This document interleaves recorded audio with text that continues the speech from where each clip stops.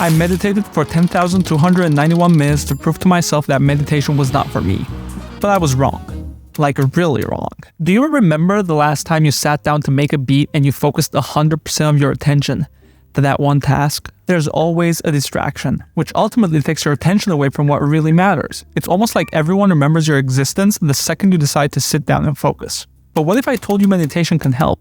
You can't stop the world around you from doing what it does best, but you can develop a sense of awareness which allows you to notice and let go of these distractions, allowing you to focus on your art.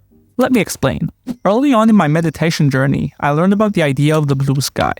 You see, your mind is the blue sky. It's always there, peacefully existing, and your thoughts are the clouds. Whether your thoughts are good or bad doesn't really matter, as getting caught up in either can be extremely distracting.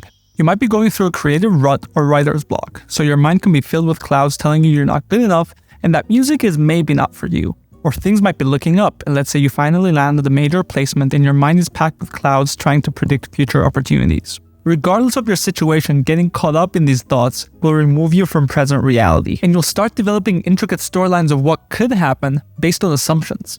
This is paralyzing. Instead, by practicing meditation, you can allow yourself to see these clouds more clearly for what they actually are. Temporary thoughts. They will come and they will pass. But meditation also allowed me to see what was actually hurting my creative process. As music producers, multitasking is one of our most useful skills. Think about it. If you're the average beat maker, you need to make the beat, mix and master, export, come up with a good name, thumbnail, upload the beat to your beat store and YouTube channel. And that's a lot of work. In meditation, I realized multitasking is actually kind of overrated. When you're focusing on your breath, there's nothing else to do. Nothing to think about, nothing to analyze. Carrying this idea over to music, when I'm making beats, I'm doing just that.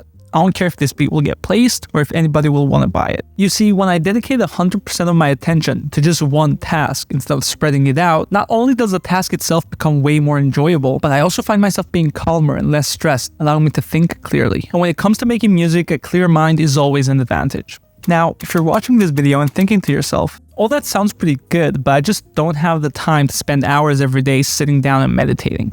Here's what's amazing about it. You don't need more than 5 minutes a day. I mean, obviously some will practice for longer, but if you're short on time, even 5 minutes a day to focus on your breath and give yourself a break will do wonders.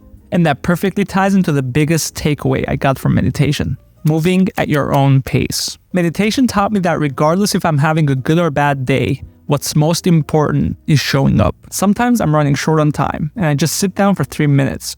Occasionally, I have a lot of time, but my mind is all over the place. That's okay. It's all about showing up, consistently taking a step towards the right direction. If you're a producer, you know the constant stress and anxiety we all experience. The faster you can get these beats out, the faster you can reach the artist, and you can get ahead of your competition. But this toxic mentality leads to burnout. We've seen it happen to producers time and time again.